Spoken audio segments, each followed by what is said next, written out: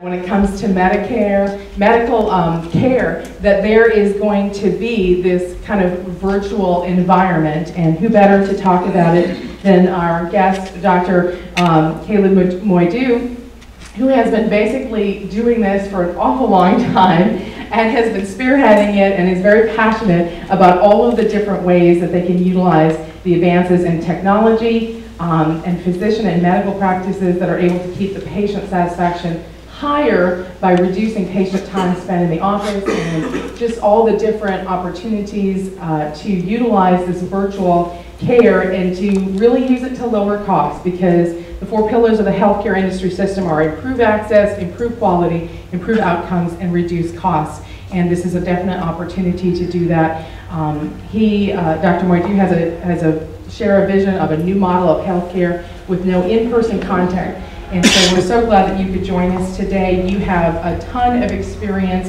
in senior healthcare informatics professional. You are experienced in managing operations, academic programs, policy development, and entrepreneurship. And he's especially keen on the idea of deploying these analytic applications for decision support at all levels and to make the data actionable. And he hopes that by deploying new apps and devices to extend coverage beyond the hospital and home encounters, will definitely engage patients in being more responsible about their own health outcomes. Dr. Moidu is a medical graduate from the Armed Forces Medical College from India, and he has a doctorate in medical informatics from the Linköping University in Sweden, and he has globally practiced medicine. Plus, I understand you've been just added to the list of top thought leaders of the year by ICT Post. So, welcome, Dr. Moidu.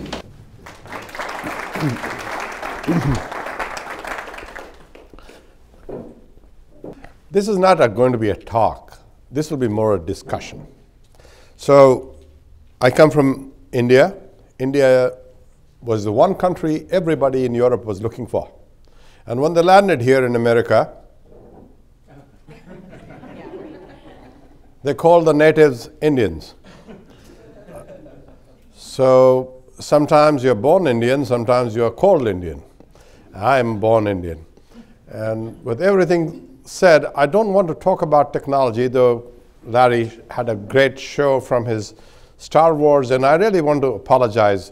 I'm not exactly a Star Wars person, but it tells you our thoughts keep cycling back and forth. And in this cycle of thought, what we dreamt of some years ago becomes reality today. Now we call it virtual reality. And that virtual reality is, as I would say, sometimes with a very fine margin from what reality is. Not anybody here knows about India. How many do? How many have visited India? Oh no, you're not allowed, Ms. Tiwari. So you see, the fact is, when you saw that video from Larry, there were 2 Indians in that. Did you count that? Every 4th citizen in this world is Chinese and every 5th is an Indian. Did you know that? I'm not going to talk a story about India. My only intention is to tell you there's more to life than what the theme is. So let me first give you this slide and ask you, what's the symbol in this slide that I really want to convey to you? Key, and what is this? Money. The mighty dollar. You know, it's the only currency in this world that says, in God we trust. And that's what I want to say is, if we trust in it, we have to have the key to manage it better. So when we talk of healthcare, and unfortunately, healthcare is what the Vitality platform talked to you about. What you and I normally mean when we talk about healthcare is ill health. When you fall sick, that's when you talk about the issue of what you've lost just now, the health. Now you have ill health. Everything about technology, from Fitbit to the Vitality platform, is about health. But what I'm trying to work today to you and share with you is that when we talk about healthcare, we need to worry about the dollars. We need to worry about how we manage it better.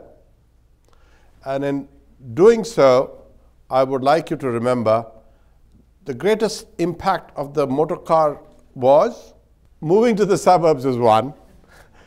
But the most important one was your doctor visited you at home. It's only in the last 40 years we stopped having a doctor visit you at home. When I graduated from medical school in '72, I did go home. And I want to tell you, now the visit will be virtual. And the reason it is definitely going to be there is somebody has realized there's value in paying for it. The US government announced, and that's what this meeting is about, to share with you, yes, there's a new opportunity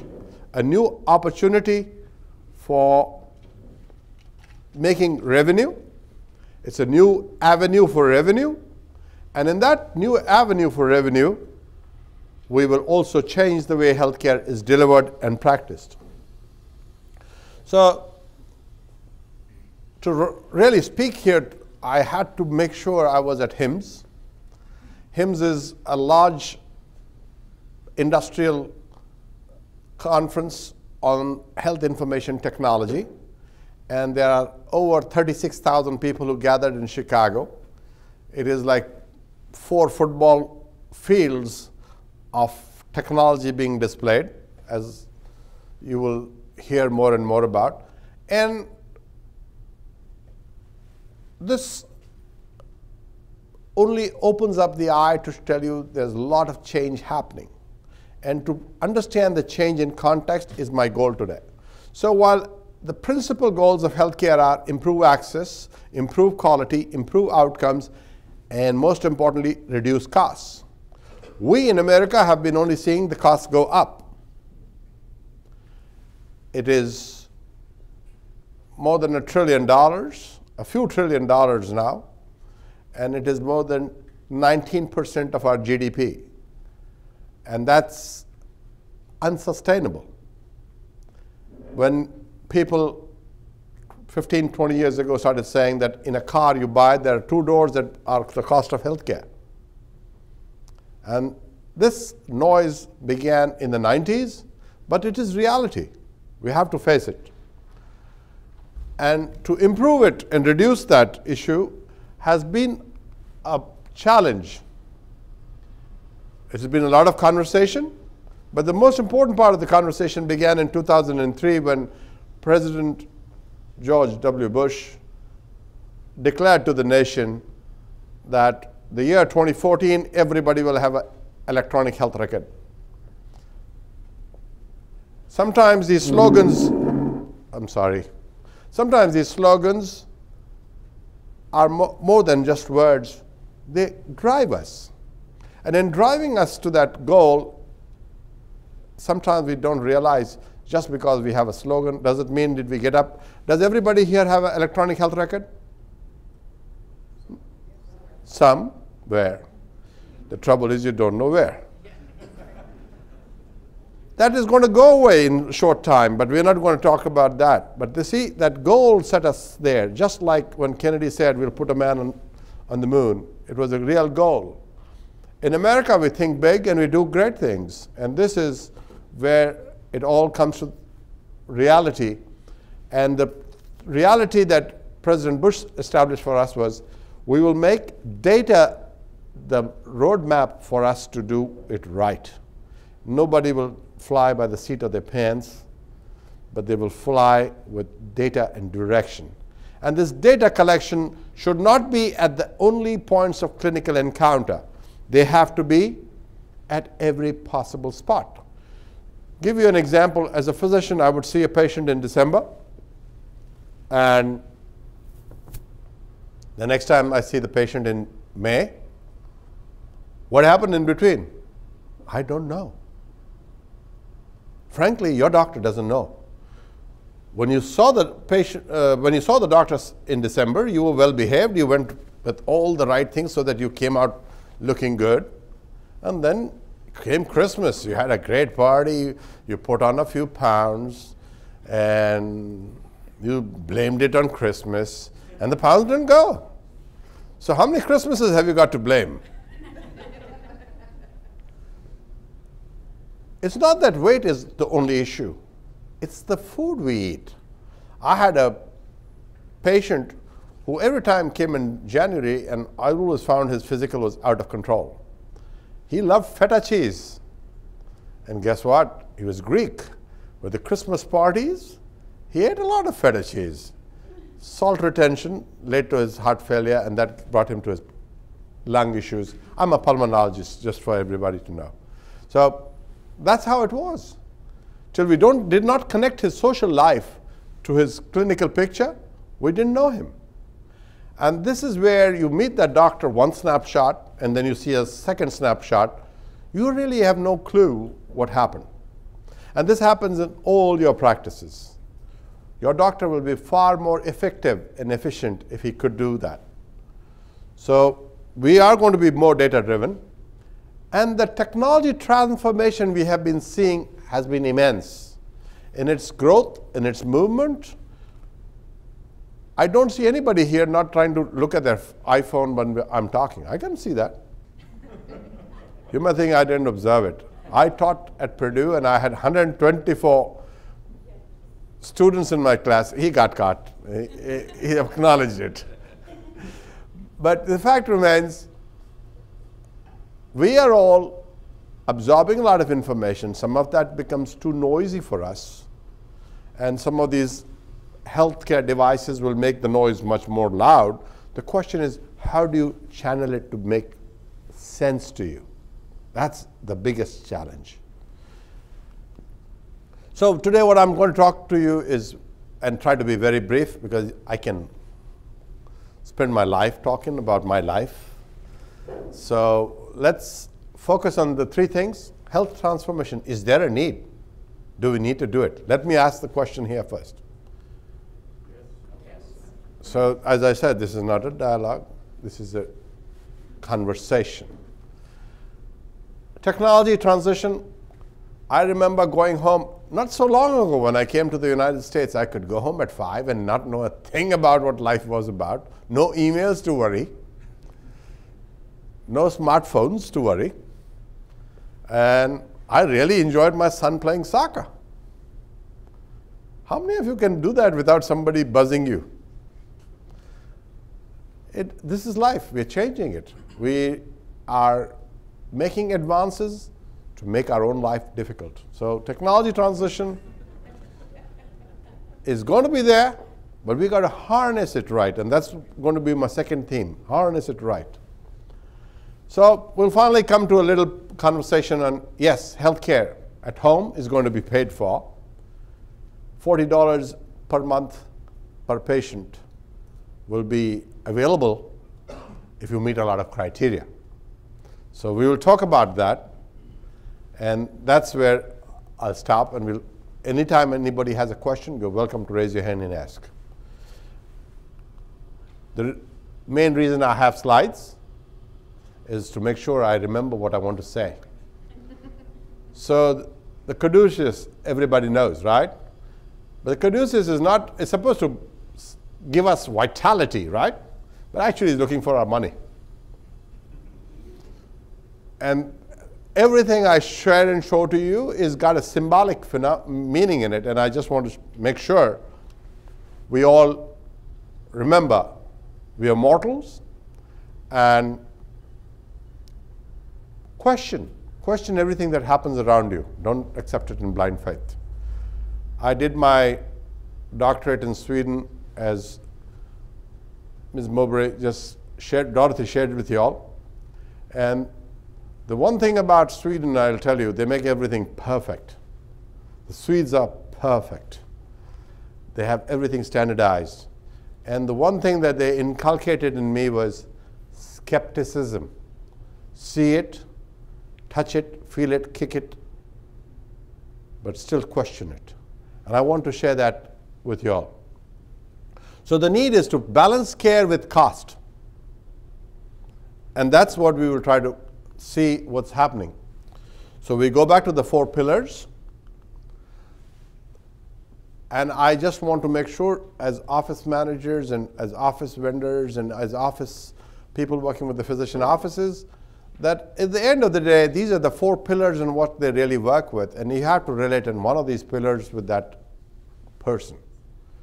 So let's begin with the question of access to care. All pieces of information are not mine. I have a lot of people to intellectually say I'm indebted. The Commonwealth Fund did a study on access to care. Guess what they found? What do you see in this? Florida is there, and we have disparity in care. What does disparity in care mean? It means a lot of things to a lot of people. Healthcare is very complex. Don't take anything at surface level. Disparity in care means inability to go to a doctor, inability to keep an appointment, inability to get the specialist in time, inability to pick up your medications, inability to buy the medications. So you see where it comes to in the end? The mighty dollar. Buy.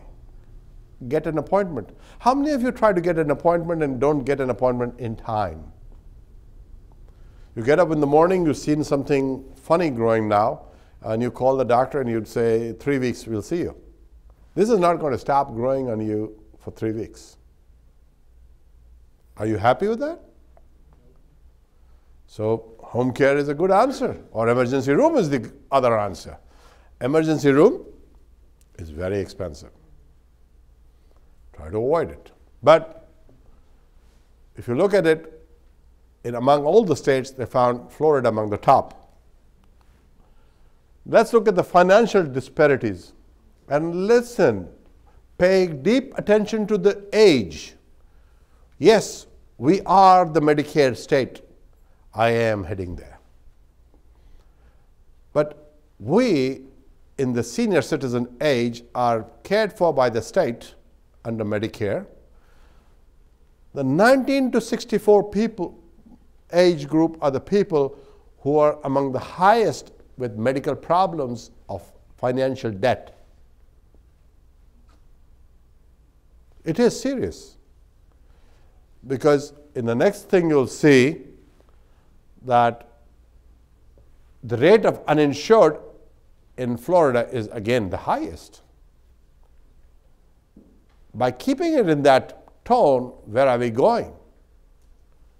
We are coming to a calamity which we are bringing on ourselves, and that calamity is blamed on the state. They have not allowed Medicaid to come in. But there are many ways to think about it. If I, as a state leader, had to think that we give Medicaid to everybody, guess what? Our good weather will attract a lot more people. Think about it. I'm not taking sides in politics. I'm just asking you to think. And the real reason for making you think is the fact that finance and financial issues drive everything in healthcare. And by the way, the gentleman who's quoted here, David Blumenthal, was one of the early leaders in health informatics under the Obama campaign when we started spending the $26 billion to put the EMR in place. So even though the gentleman was wearing a technology hat, he can still think from the other side. And each one of you, you contribute in another way, but at the end of the day, we all come to the same place. How many of you remember this article in Time magazine on January 6, 2013? The healthcare crisis in America. And in that crisis, they're clearly identified as being spending the most money, but not getting the best results.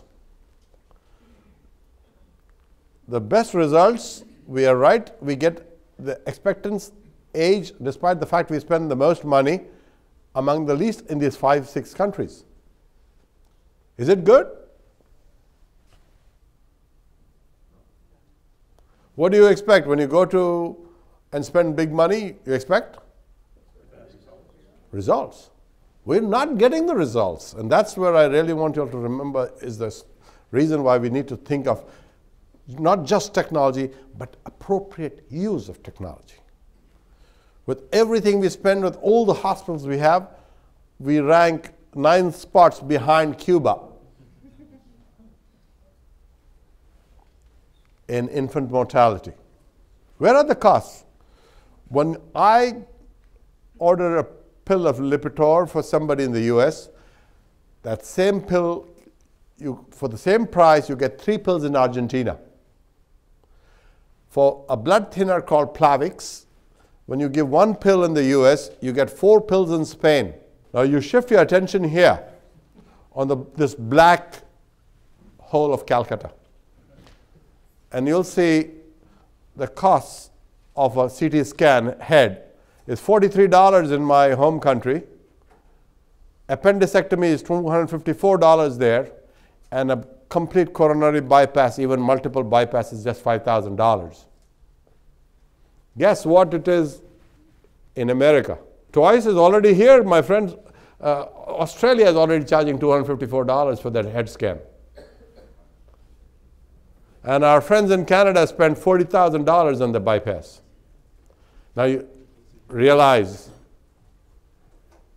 we are in doldrums when we find we pay $510 for the head scan and $67,000 for the bypass.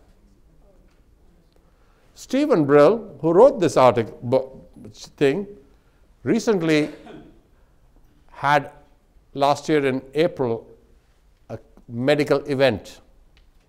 He went into the hospital. He's been writing about health economics for a long time, but when he went into the hospital, he had a bill of $190,000 for 10 days stay. He again has a new point. But what I'm really trying to say is, let's not worry how accurate or how imprecise or how we can debate it to death. But the fact is, it is a point of concern. We need to make sure we are going forward right. And let's look at this list. So we are not making money, we say. Our not-for-profits are making profits. And for those very curious, there are 2 from our state of Florida. The 2 big places. I worked with one, so with all apologies to everybody who ever saw me being part of that, I'll say Orlando Regional still made less than 5% profit because they're a $6 billion company. I want to tell you that. That's the full rotation. And if they only made $250 million, that's not much. When you look at it, as 5% is not bad. But there are others who make more than 10% in their thing. So there's something wrong. So let's look at this. When this wrong is there, they're trying to correct the wrong. What is the correction being done? We are buying offices and putting them into hospitals for the same function, and the price goes up twice. What is new here? And in that question is that this is not my idea, this is PricewaterhouseCoopers thing. So you'll find on my slides who is the source, they're there on it. So that's the need for transformation is clear. We have to be more effective and better in care. But this whole complexity requires a multi-level approach. And what does it mean? We have to change the way we operate. We have to get efficiencies in operation. And the efficiency begins in financial transparency and organizational clarity. Working in many different levels of organizations, both on the acute side and ambulatory side, in academia, in a vendor life, I've been seeing the same thing being described in multiple ways. But till we don't reorganize the operations, we will not come to that point of success. And this is what we really need, data foundations. Every time you use that health thing, there's an overload of data coming. How many of you think a doctor is going to be happy to see it? Any hands up? Come on. So I'm not saying it's not good, but the thing was that feedback loop. That data came in, you got to know what you were doing, and you get to know yourself better. That's important. Mortality is important. But don't try to go show it to your doctor. I can't forget the day I was in Norwalk Hospital, Connecticut. The chief financial officer of IBM was a member of the board. His wife was a member of the board, but he was coming into the hospital with a big pile of papers under his arm, and I asked him, "What's that? You're coming to work with us?" As a joke. And he says, "No, I think I got Lyme's disease. I printed all the papers I could find, and I'm going to go see your friend Amiram Katz." Dr. Katz was the neurologist. And I ran behind the staircase, and I called him and said, "Run and duck and run." He says, "Why?" I said, "Mr. Bauer is here with his entire research on Lyme disease. My friend, you have read one chapter. He's got the whole thesis." And that's what it is. That data foundation has got to improve. We've got to start working with it. But the thing is, in this case of healthcare, we have to ensure we read the data and understand the data correctly. And that won't happen overnight. It'll take time, but that data transparency is there. You may interpret it one way, I would interpret it slightly differently. As you saw that article from Commonwealth Fund saying, "Oh, access to care is not a problem. It's a problem because the state does not give Medicaid." Really? The state doesn't have the money, they don't want to spend it. We have to think more ways than one, and there's no one single answer. This is a very complex area. So the other thing is, we need to take the data and drive our decisions. The data that you get from your fitness devices is only going to tell you what you practically already know when you put that extra spoon of sugar in your coffee. Is it new? No. Was it unknown? No. But now you have a fact that your calorie count and the calorie burn is gone, needs to go up to compensate for it. And then, I don't call information technology, I call it the in technology. It is so much in our lives, in every sphere of it, that you can't help it.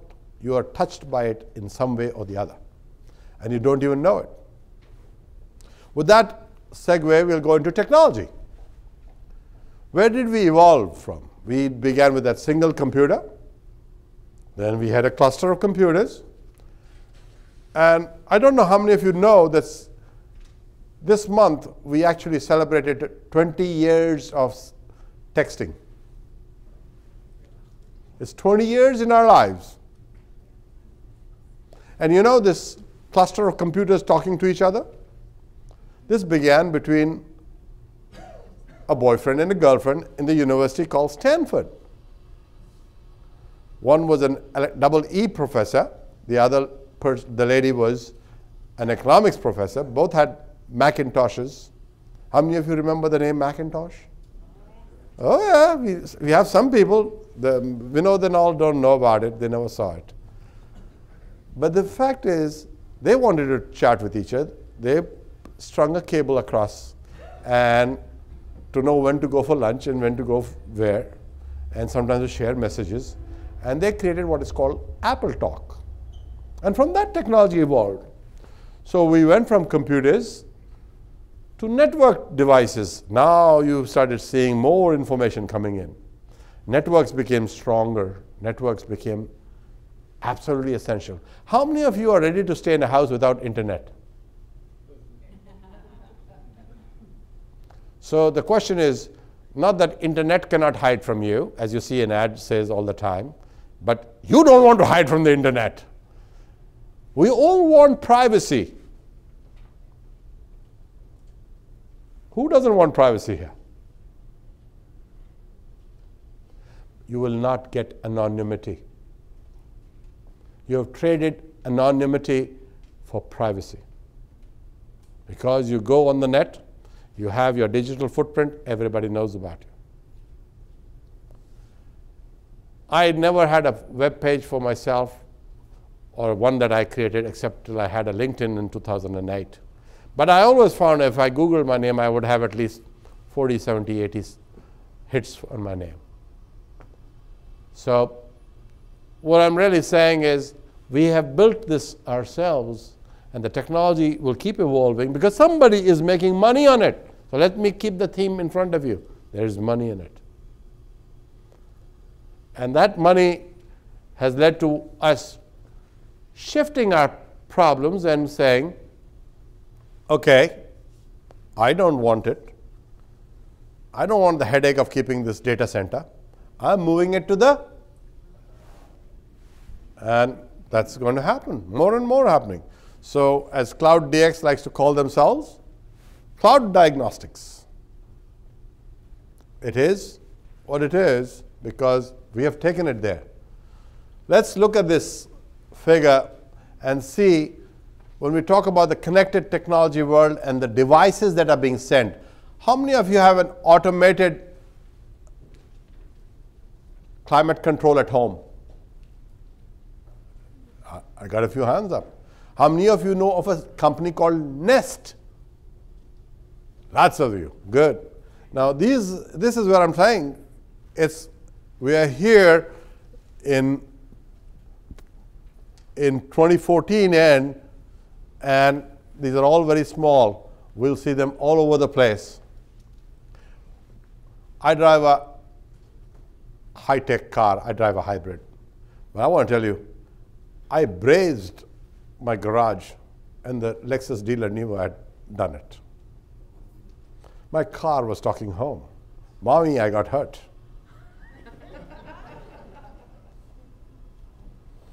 So why wouldn't you like your child to tell you that? Mommy, I'm feeling bad. Have that monitor on them so you can catch them before they head to a deep asthma and an emergency room attack. Right? Forewarned is forearmed, and forearmed is planned for an action. That's what it is. And that's the simple way, and we are going to see a lot more things like this happen. How many of you heard this new word, Internet of Things? We are talking about technology, and the technology talking to itself and creating a societal of technology that will be managing all of us. I would like to drop the word technology despite the fact I'm deeply immersed in technology. I'll say that's the concept. I agree with everything he says. The concept is we will be getting a lot more information coming in, and that information will be screened, filtered, and processed in a way that it makes sense. So how many of you know Elon Musk? Good. Who drives a Tesla? See, a lot of people know him, but they don't drive a Tesla. And I tell you, I love technology, I love hardware. Somebody asked me, why don't you think about having a Tesla? Answer is simple. I sometimes go more than 190 miles. So while technology is all things good, you have to think before you buy it. So somebody I met at HIMSS was saying, for somebody like you, so immersed in technology, why not? I said, after 190 miles, are you coming to tow me? Elon Musk is not. He's now going out in the sky. So that's one thing you have to think about. The other thing you've got to think about is when we talk about people and data, Internet of Things is going to change the way we behave and live. That's what I'd like to emphasize. So when anybody tells me that I can do predictive analytics, I cringe. I cringe for the only fact that the Swedish skepticism is so much in me. How can you predict? If you were predicting there should be no pain, because you predict there's going to be pain and you remove it, right? But the fact remains, no two people act and respond to a medication the same way. So in that story, there is a break somewhere. Why do we all get 500 milligrams of a certain tablet and not 425, 375, 260? Why? Because we don't understand our things. But there is a tomorrow, and I can see it. It's here today, when I can really analyze not only the diagnosis, that one thing that tells me what the patient has got wrong, like diabetes or hypertension, but I see the tomorrow where I see that data telling me that this man is 170 pounds, he is just right weight, his kidney is not affected yet, so his processing is good. Instead of giving him 50 milligrams of a tablet, give him 25 milligrams a day, for the fact some days he's feeling very good and he doesn't need the 50. He can just take 25 and carry on. That will be the day when we will learn how to do predictive medicine. And that day is not far away. I think in another 20, 25 years, you won't have pharmacies giving you those bottles pre-packed and say, here, take it and go. They will have this whole range, and that is not far away, sir. That is where I'm saying we are going to go with Internet of Things, because Internet of Things is a concept where you gather data and the data talks to each other in the different silos, and that one silo comes up with a good result. So this is from a bank, and guess what? They gave this very crowded, everybody wants to present an infographic, and I liked it for one simple reason, because here in this corner they talk about variables, because these variables are going to send data in and tell us a lot about our lives, just as they are telling our cars what to do, when to come in, where are the smart lights, as the gentleman said here. And the industrial internet will also know that Walmart has sold 40 mowers this month. So somewhere in Ohio, somebody producing the lawnmowers or the Deere company has to up their production. That's when we will be a connected world. And the Internet of Things is also version 3 internet. And believe me, we haven't stopped seeing the versions change. So now we come to the key. The key to the palace is ours. And the key was given to us that we can do home care. And then, as my friend Chuck liked to add, why not everywhere? So I said, why not everywhere?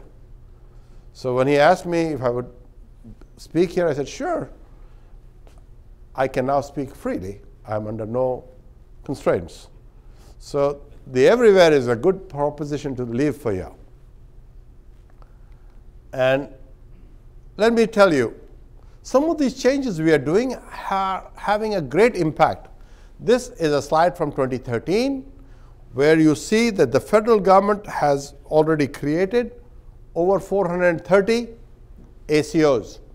ACO was a function of reorganization and operationalizing it around finance. People might call it Obamacare, whatever else you want to call it, but actually the concept is much older than President Obama's time. And the only thing is, finally in America we have understood what the Europeans always understood. The control of care should be in the hands of a I'm sorry, sir, if the patient was educated, we wouldn't be needing doctors. And in the primary care physician, not the specialist. And that primary care physicians is what the ACO made a doctor become responsible for. And today we have over 700 ACOs in the federal model. There is a new, what they call the next gen ACO coming starting 1st of May. I'm helping 2 organizations apply for that. And I can only tell you, what we are doing now was not new. We did that in the 80s. We called them CHINs, Community Health Information Networks. The only reason we didn't succeed then was our inability to share data. our inability to get to data. But now we are very close to getting data, and we can do it. That can-do spirit is here now, and this is going to grow. And the primary care physicians are able to stop hospitalization, stop readmissions, and what does it mean? Expensive care is going down. Even the pioneer ACOs, as it was announced earlier this week, have saved 1.8% of their budget. And that's $111 million. It's a lot of money. And the reason I keep coming back to the theme of money is because I want to tell you, whatever we do, we have to think how we bend the curve. So, money is one thing, and as you said, Hank, patient is the other most important thing. He has to be our partner in this. So the government has, in its wisdom, tried, or the policymakers or the thinkers have thought about getting the patients engaged. We find everybody books their own travel. You know when you're arriving, you tell the hertz that you're coming, and they have under their golden canopy your car waiting for you. You walk in and walk away, drive away. So when you look at that, they have made a lot of change. And in that process, they went and created what's called a patient portal.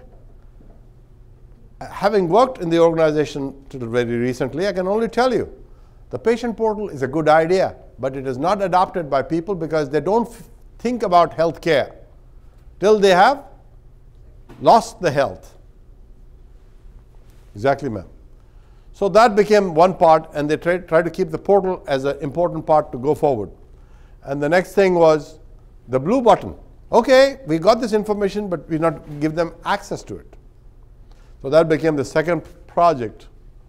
And all this serious information like the medication list, the vaccination list, all is available to you if you go to your provider and say, can I have my portal access? And I have a blue button there that can pull this information from all the doctors you're seeing. Now that's the theory. Practice is still somewhere away. But we are going towards that goal, so it's not unusual. So the blue button was next. Then it came to wearables, which is where we are sitting here.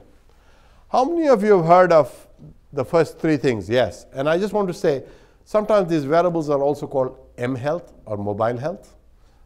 I don't believe we have to worry about the terms. We have to see how it works for us. So there are lots of them. How many of you have heard of Quell? So let me share with you. Quell is a band. You put it wherever you're having pain. Suppose you're having a pain in your calf. You pull it up on your calf. And then it sells stimuli that are like pain stimuli that comes and gets processed in your thalamus. And it releases transmitters, neurotransmitters that help you overcome pain. So what's our biggest problem in healthcare? Painkillers. The overuse of medication on that form can be reduced with such a simple device.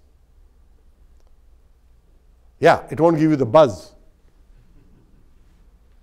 Now, that's where you're going to ask the patient, do you want the buzz or do you want the pain to be reduced? So you see, your conversation is going to change, and that's one. How many of you know about Digit Soul? I'm just giving you things I'm sure you would have never heard because I live and dream in this area and space. Digit Soul is a soul insert like shoals. You can put it in your shoe. It gives all your walking and stress and your balance issues to a device you will carry on your body like your phone. And then if you're diabetic and you have that diabetic foot issues, it'll be treating you, warming and etc. So what are we seeing?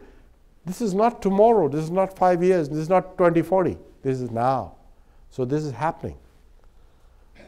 There is something called the Fit Guard, which they are now making football players wear. You heard about the concussion agreement yesterday? For those who follow football news. So this is going to be a device the football player is going to wear in his mouth, and the minute he gets a good blow, it'll light up. It will light up. So the whole crowd knows he's been hit bad and he needs to be taken off the field. So imagine, he will be not taken care of by that one single physician, the team physician, but he'll be taken care of by the 70,000 in the stadium. Hey, get him out.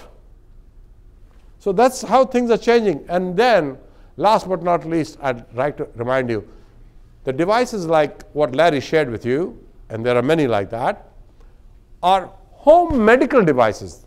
They're not fitness devices. They actually give you an information about issues that you could be managing.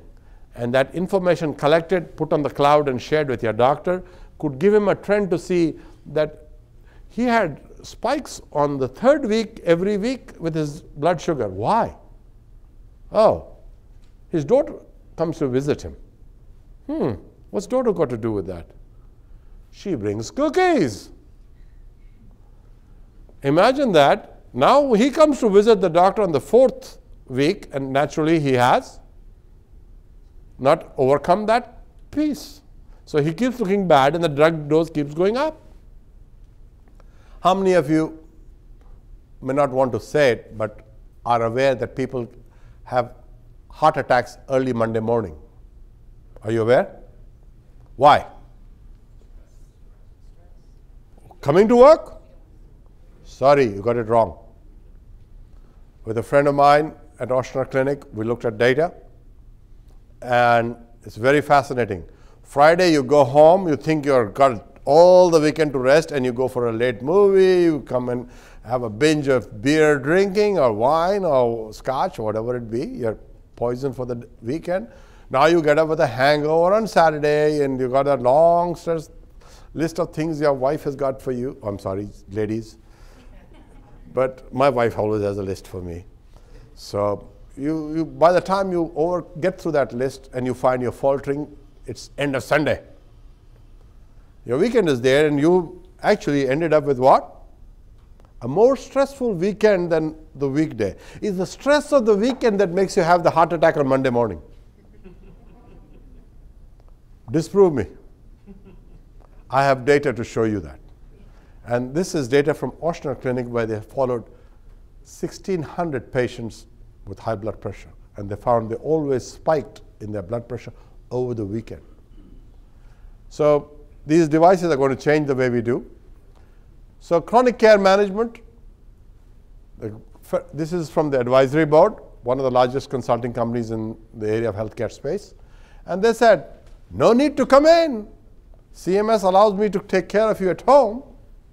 You don't have to dress up, you don't have to make up, you don't have to have a shower. You just climb onto the weighing scale at home, you put that blood pressure apparatus on, and you're done. So this began actually in 2013. Do you notice the date here? And it now became part of life, and in 2015 it is here for us. And when we talk about it, the thing that they released for us was a CPT code 99490. Now you can bill for home monitoring. And that 99490 at $42 per patient per month, and if you got only 100 patients, how much is it? No mathematicians here? $50,000, only with 100 patients. Please pay emphasis to the point I'm trying to say. It's revenue. It doesn't mean earning. What you will make money is in reduced hospitalization of the patients you're going to take care of. And this shared risk business that's coming on more and more, whether it's the ACO or whether it's the MAPD programs or other similar programs the government is going to work through, and the insurance companies. So that's what it's going to do. So let me do quickly that putting this together requires your clear understanding of the domain knowledge. For everything, you need to know all the codes and information in explicit clarity. And just for all of us in Florida, headline news from, again, February 3rd, 2015, saying the lawmakers are going to pass this bill this year. Fingers are crossed, but don't hold your breath because you could die. So you got to find, beginning by how many patients do you have eligible. So once you identify you have eligible patients, then you have to set up technology. Most important, establish the protocols, because the government has a lot of clarity. So just because you enroll a patient doesn't mean 8 to 5, I'm going to take care of the patient, and after that, he's on his own. No. If you are billing for that code, you have to be available 24/7, 365. So life is not easy. But once you've set up everything, and that's where you'll see a lot of companies come out from outside the offices to do this. And that's where the future is. After you've done those things, you've got to come with a patient agreement, because without the agreement, you can't bill. Now you try to explain to an 80-year-old, I'm going to make you do these 4 things, and you got to sign this paper. Am I willing my property to you? That's their first question. But the fact is, it looks like a will, because anything government is written very stringently. So you get the agreement, then you set up your call center. That's where the likes of Hank, Bright House, and others will have an opportunity, even you kid. And then the monitoring service begins. Monitoring service cannot be done by lay people. To understand the gravity of the situation, it has to be somebody who's clinically familiar. I use the word familiar. And anytime they don't understand, the protocol should be so clear, they jump up and ask somebody else. If I shared that body of knowledge slide, it is only to tell you that don't make rules in house, because that can expose you to a very big lawsuit. Because if your person says, I did it according to these instructions, and those are not valid clinical knowledge, you can be in trouble. And then you start billing. Billing, again, is not something simple. You have to make sure the patient has not got any other bills. Nobody else is also monitoring the patient. How do you get to know that? So the transparency of data will become more and more critical. So when you establish these things, it is not something every office can do, but certainly it is the future's need, and future is here. With that, I come to end and open for questions. Please. We'd love to take questions and answers.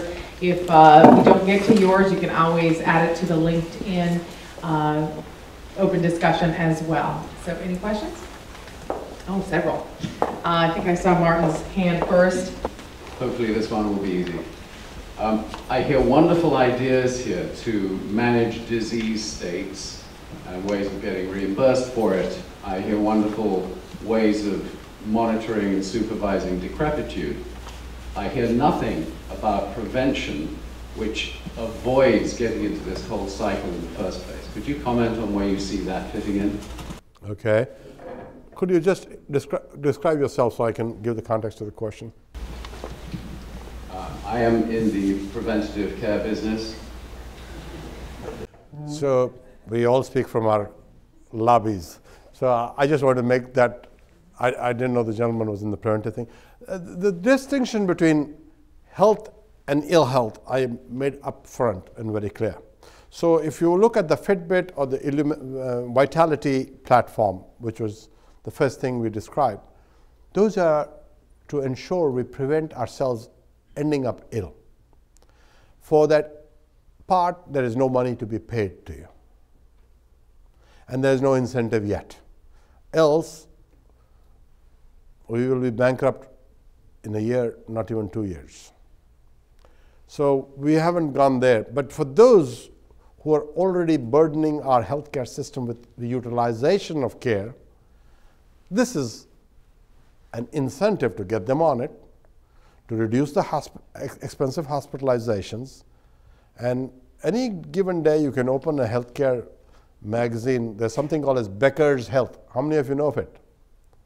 Becker's Health on a daily basis has hospital closures and hospital layoffs It's become a column.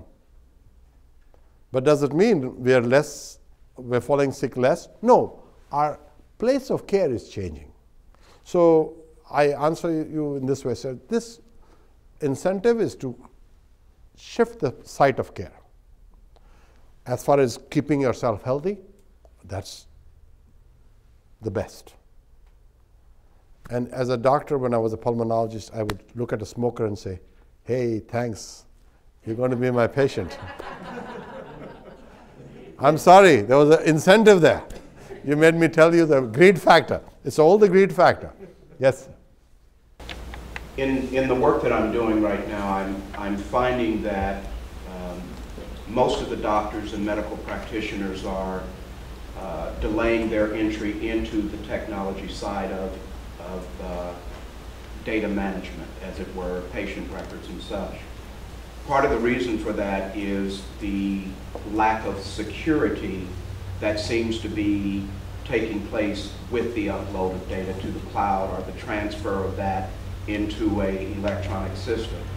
So in your layout, what I was looking to see is, have they also started creating a platform of security so that those who need to get on the conveyor belt of technology are willing to do so with certain assurances that that data won't be compromised? Because recently, I think is it Advent Health or some major hospital in California had millions of records compromised, and it's going on all around the country. So, your name and what do you do? My name is Quintin Gunn, and I'm a practice development consultant. I go into offices and help organize their operations.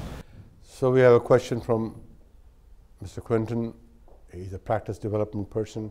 He brings to light an area of where we should have in MOROF a larger discussion, and that is the issue of security. I didn't brief you to ask me this question, did I? No.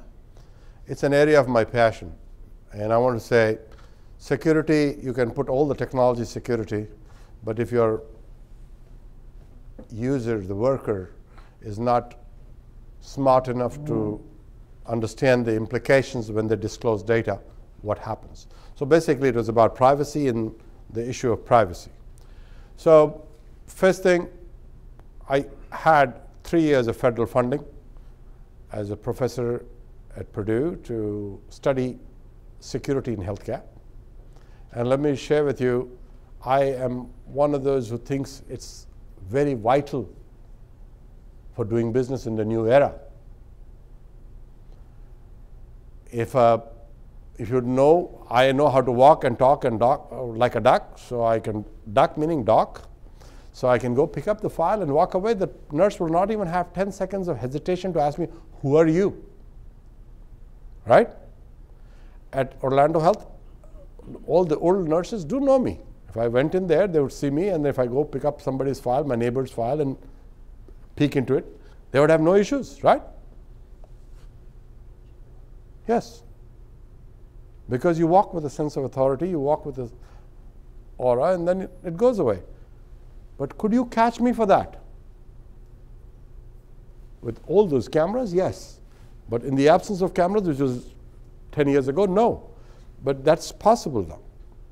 So what I'm trying to say is, in the electronic world today, you leave a lot of breadcrumbs. So if you hear of people being caught 5 years, 10 years, and 7 years later, it is because these breadcrumbs can be gathered. And you may not believe it, but every device, and there are more than 40 billion devices in this world today, each one has its own unique digital footprint, a biometric of itself.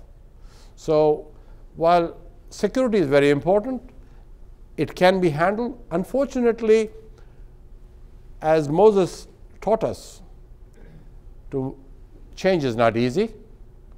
For traveling 28 kilometers, it took him 40 years. And that's, if you ignore history, and that would be one thing. You had mentioned several times about the $40 for home health monitoring. Is there a fee that's going to be paid for the caregiver and also the physician? Because you've mentioned them going out to the people's homes as well. I never mentioned them going physically there. I said virtually. Everybody remembers that? Oh, thank you, sir. Because he was just about sending me there. Now, that home visit will be done by doctors who just retired and could be renewing their license and doing their practice from sitting in their bathrobes. Should they get money? That's what it's meant for. So that $42 has got to be shared in some equitable way. So if I had 1,000 patients on this and I gave $30 to the technology setup and I put $10 in my pocket, I get how much? Calculate, $10,000. And that's what they're talking about in that $120,000 to $247,000.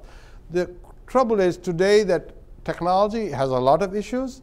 Setting it up, ensuring it's working correctly, making sure you can swap it out, because that generation they are trying to reach with this, the CMS Medicare generation, not all of them are technology friendly.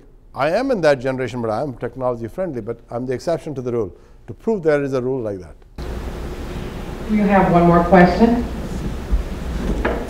Thank you. And in the interest of complete disclosure, I am a lawyer. I do work on privacy and compliance issues, and Dr. Moidu and I know each other, not because we are from India, but because we work together in the area of privacy and security. Having said that, from where I'm sitting, any new change in technology means another government agency is getting involved. In the changes that you have talked about, we now have FCC involved because we are talking communication. We have FTC involved because we are talking medical devices. We are talking CMS involved because we have federal government money coming out. We are talking about OCR, which looks at HIPAA. It is not monitored by CMS. We are talking about ACA and Florida agencies because it is a state-related thing and they have to be involved. By the way, just as an aside, I hope that all of you are going to support the legislature passing the bill that we increase Medicaid, because right now $40 million of our money is going to Ohio because we don't have that. And can we really look at 800,000 people and say we don't care for you?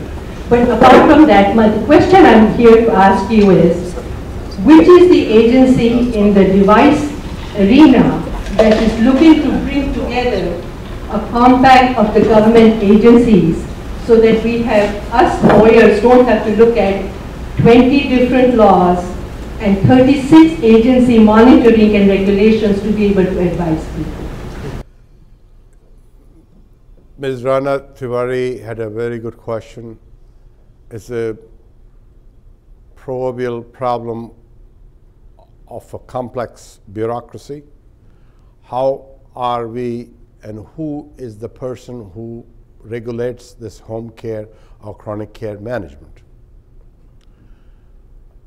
A very good question, not because I can't answer it, but the fact is I really can't answer it. It is just so new, and as you know, anything new looks shiny and everybody runs to it. It's only when you touch it you find it's hot as hell.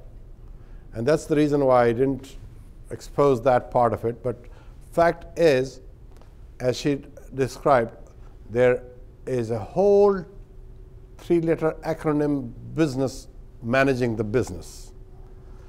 And on February 15th, there was a new release from the Office of the National Coordinator on the new security framework. And they're still trying to put their arms around it. They're going to create a common task force for such issues. And when they put these issues in front of that task force, each instance will be a new instance. So even if they have the brightest minds from Harvard with their case studies, we will have many years to unravel this issue. But it never hurts when you're starting this business, and that's when I'm saying setting up protocols. That's why I have that placeholder. The advisory board says there are 4 steps to do this. Find the ineligible eligible population, find the technology, start monitoring, start billing. No, there are other pieces. And that's why I would say, even when you have technology, the best of breed has to be brought in. We have to find out. But more important than that is protocols. And in the word protocol, I embed the issue of compliance. For me, that's very important. And that's why I even had that slide on body of knowledge, that they can't just tell you something willy-nilly. It should be something that's considered accepted clinical fact. And for that, we need to go to available knowledge. Compliance is a very important issue. As these companies are being set up, yes, they will need legal opinions, and we still have to traverse that moat of water. What a great number of questions, and I'm sure that there may be a few more out there. Just encourage you to go to LinkedIn, ask those.